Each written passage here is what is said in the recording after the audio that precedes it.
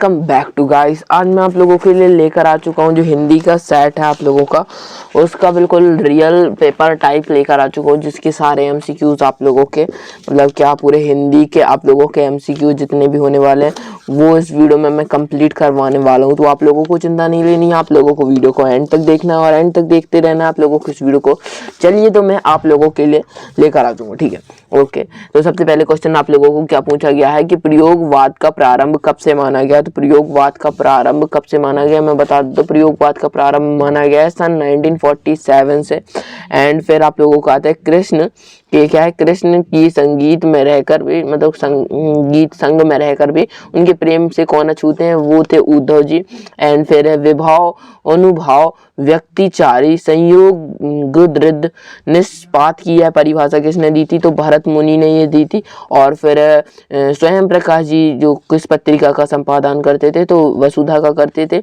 जिन मूल शब्दों से मिलकर समास बनते हैं उनके पहले पद को क्या बोलते हैं, पूर्व पद बोलते हैं। देखिए पूर्व पद बोलते हैं। फिर आप लोगों का यहाँ पर स्पेलिंग मिस्टेक हो सकती है, यहाँ पर देखिए पूर्व पद, ठीक है। फिर माता का आंचल पाठ में अभिव्यक्ति है किसकी, ग्रामीण जीवन की। ग्रामीण आप लोग बाल मनोभाव की कर सकते हैं लेकिन नहीं है, ग्रामीण जीवन की है, ठीक है।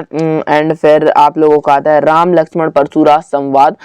तो रामचरित की किस मतलब किस उससे लिया है, खंड या कांड से लिया गया है, तो वो है बाल कांड से लिया गया है रामचरितमानस का परशुराम संवाद। फिर चार चरणों में समान मात्राओं वाले छंद को क्या कहते हैं। तो सममात्रिक छंद, विषम मात्रिक छंद या मात्रिक छंद। चार चरणों में सारी मात्राएं सम होंगी तो वो होगा सममात्रिक छंद, और अर्ध सममात्रिक दोहा होता है, ठीक है। फिर आप लोगों का प्रश्न आता है आप लोगों के रामवृक्ष बेनीपुरी की रचना मतलब पत्रिका है, उन्होंने किस आयु से लिखना चालू कर दिया था। तो वो है 15 वर्ष की आयु से उन्होंने क्या अपनी जो कविताएं हैं जो पत्र हैं जो उन्होंने रचनाएं की थी वो 15 वर्ष से चालू कर दी थी। अर्थ के आधार पर वाक्य के कितने भेद हैं, तो वाक्य के 8 भेद होते हैं अर्थ के आधार पर। गंतोक से 149 किलोमीटर की दूरी पर युंगथांग है। फिर सही जोड़ियां मिलाइए। तो नागार्जुन जी में को क्या बोलते हैं, आधुनिक कवि की उपाधि कबीर की उपाधि दी गई। मेघा आय बंठन के में कौन सा अलंकार है, तो इसमें तो पहले ही पता चल रहा है मेघा आय बंठन के, इसमें मानवीय क्रियाओं का आरोप कर रहे हैं बादलों पर, इसलिए मानवीकरण अलंकार होगा। कहानी के तत्व कितने होते हैं, कहानी के 6 तत्व होते हैं। फिर है एहतियात, यानी क्या होना है, एहतियात मतलब सावधानी बरतना, एहतियात रख के ऐसे बोलते हैं ना, तो सावधानी बरतना। गले का हार क्या होता है, बहुत क्या बोले, गले का हार बहुत प्रिय होता है, जैसे कि कोई सोने की चेन पहने होगा उसे बहुत प्रिय होती होगी, ठीक है। और प्रियर व्याहिल, तो आप लोगों अगर वहां तक जाएंगे क्या बोलते तिब्बत तरफ, तो वहां पर बौद्ध धर्म में यह एक धर्म चक्र होता है जिसे घुमाने से लोगों की क्या कष्टों का निवारण होता है। कवि निराला ने बादलों की तुलना किससे की है, तो कवि निराला ने बादलों की तुलना बाल कल्पना से की है। फिर गुणों की संख्या कितनी होती है, गुणों की संख्या 8 होती है। एंड फिर आती है गौड़ों की संख्या 8 होती है, गुणों की सॉरी। फिर मन्नू भंडारी के पिता रसोई को क्या मानते थे, तो भटियार खाना मानते थे मन्नू भंडारी के पिता। और फिर आते हैं आप लोगों की एक वाक्य, दो वर्णों के मेल को क्या कहते हैं, तो संधि कहते हैं दो वर्णों के मेल को। मूर्खों में अल्प के महत्व में कौन सी संधि कौन सी लोकोक्ति है, तो कौन सी लोकोक्ति है, अंधों में काना राजा। आप लोगों को पता है मूर्खों में अल्पज्ञ होता है, मतलब कि अंधे हैं बाकी उनमें से एक काना है तो वही राजा माना जाएगा क्योंकि उसे दिखता तो है कम से कम, ऐसा है। फिर माता का आंचल कहानी के अनुसार माँ ने भोलानाथ के घावों पर क्या लगाया, तो हल्दी का लेप लगाया। फिर आप लोगों के आ जाते हैं सत्य असत्य, तो सत्य असत्य का कथन लिखने हैं। तो देखिए संगतकार की आवाज हलचल साफ सुनाई देती है, तो हलचल साफ सुनाई नहीं देती है, असत्य, ठीक है। और यह अलौकिक आश्चर्य का भाव उत्पन्न हो, जहां पर अलौकिक आश्चर्य का भाव उत्पन्न हो वहां पर विभाव आश्चर्य है, तो आश्चर्य है तो विभाव विभस्त रस होगा, तो ये बिल्कुल गलत बात है, विभस्त रस नहीं होगा यहाँ पर। और फिर है एक संस्कृत व्यक्ति किसी नई चीज की खोज नहीं कर सकता, जो नई चीज की खोज करता है वही संस्कृत व्यक्ति कहलाता है, तो ये भी क्या असत्य होगा। 3 लगातार असत्य हो चुके हैं। फिर आते चौथा वाला, न्याय के अनुसार न्याय करना न्यायशीलता है, तो ये बिल्कुल सत्य। भोलानाथ का अधिकतर समय अपनी मैया के साथ गुजरता था, तो ये बिल्कुल असत्य। भोलानाथ अपने पिता के साथ अपना अधिकतर समय गुजारते थे। फिर है प्रत्यक्ष अनुभव की अपेक्षा अनुभूति लेखक को लिखने में मदद करती है, तो ये बिल्कुल सत्य है। एंड फिर आते हैं आप लोगों की क्वेश्चन नंबर 6, रीतिकालीन काव्य की 2 विशेषताएं हमें लिखनी है रीतिकालीन काव्य की। तो चलिए मैं इसके आंसर्स आप लोगों को दिखा देता हूँ। रीतिकालीन काव्य की विशेषताएं क्या होंगी?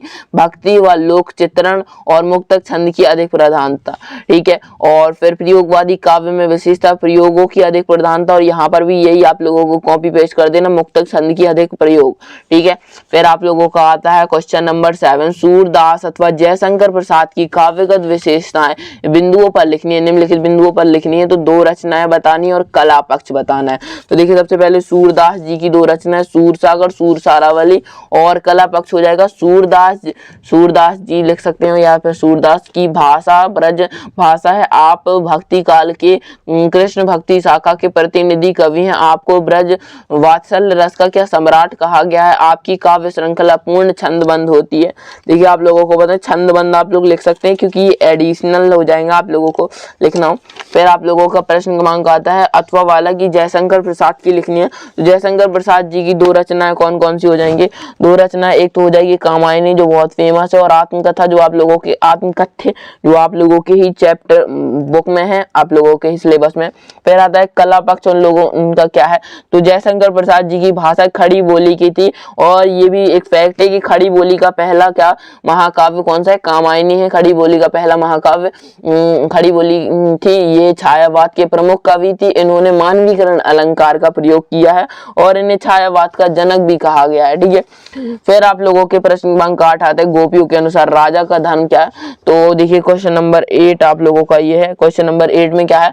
गोपियों के अनुसार राजा का धर्म अपनी प्रजा को सुख शांति से उनकी सेवा करना है, या उनके सेवा करना है। परंतु क्या कृष्ण ने गोपियों की क्या उल्लंघना की? अपने गोपियों ने राजा मानती थी, और कृष्ण जी ने अपने राजा धर्म का पालन नहीं किया, इसलिए गोपियां ऐसे कह रही हैं। फिर आप लोगों का अथवा वाला आता है 8वें का कि राम लक्ष्मण परशुराम संवाद के पर लक्ष्मण के स्वभाव की कोई 2 विशेषताएं बतानी है। तो हम लिखेंगे क्या? राम लक्ष्मण परशुराम संवाद पाठ के आधार पर परशुराम की क्रोध करने पर लक्ष्मण जी ने जो प्रतिक्रियाएं हुई, तो उनके आधार पर लक्ष्मण का स्वभाव क्रोधी तथा तर्क संबद्ध उत्तर देने का है।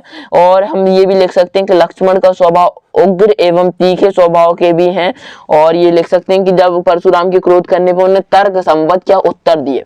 फिर आप लोगों का क्वेश्चन नंबर 9 आ जाता है। क्वेश्चन नंबर 9 में आप लोगों को से क्या पूछा गया है? क्वेश्चन नंबर 9 में आपसे पूछा गया है कि कवि सूर्यकांत त्रिपाठी निराला की आंखें फागुन की सौंदर्यता से क्यों नहीं हट रही। तो इतना बड़ा आंसर आप लिख सकते हैं, वरना आप छोटा भी लिख सकते हैं कि फागुन में वसंत ऋतु आती है। ऐसे समय पेड़ पौधे हरे लाल पत्तों से रंग बिरंगे फूल लदे होते हैं। भिन्नी भिन्नी सुगंध हवा में चलती है, न सर्दी होती है न गर्मी होती है, और क्या वातावरण मनोहर होता है। यहाँ तक आप लोग लिख लेंगे। और फिर देखिए कि इसीलिए फागुन अन्य ऋतुओं से भिन्न, और यहाँ फिर लिखेंगे कि इस मनोरम दृश्य को देखकर कवि की आंखें हटना नहीं चाहती हैं। इतना भी आप लोग लिख सकते हैं। 2 नंबर का है आप लोगों का। यहाँ से आप लोग यहाँ तक लिखेंगे, और कवि की आंखें यहाँ से हटना नहीं चाहती, यहाँ तक आप लोग लिखा देंगे, तो आप लोगों को नंबर पूरे मिल जाएंगे, अगर आप लोगों को ये आंसर बड़ा लग रहा है, ठीक है। फिर आप लोगों का इसमें आता है अथवा वाला। अथवा में आप लोगों को क्या है? बच्चे की दंतुर मुस्कान पाठ से लिया गया है। यह दंतुर मुस्कान, बच्चे की दंतुर मुस्कान का कवि नागार्जुन के मन पर क्या प्रभाव पड़ा। तो हम लिखेंगे यहाँ पर कि बच्चे की दंतुर मुस्कान के कवि के मन पर क्या गहरा प्रभाव पड़ा। वे बच्चे की मुस्कान देखकर क्या प्रसन्नता से भर जाते हैं। वे कहते हैं कि यह मुस्कान क्या है, जो मृत व्यक्ति में भी जान डाल सकती है। मृत व्यक्ति मतलब वो मुर्दा नहीं, मतलब जो कोई ना हंसता हो ना खेलता हो, एकदम रूड तरीके से वो कर रहा हो, बिहेवियर कर रहा हो, तो उसमें भी क्या प्राण डाल देगी। यह मुस्कान कठोर से कठोर और कांटेदार से कांटेदार वनस्पति को भी क्या कोमल होठेंगी यह दंतुर मुस्कान को देखकर, ठीक है। फिर आप लोगों के प्रश्न क्रमांक 10वां आता है। प्रश्न क्रमांक 10वां में आप लोगों से क्या पूछा गया है चलिए हम 10वें वाले में देख लेते हैं। 10 में पूछा गया महाकाव्य की क्या 2 विशेषताएं बतानी है।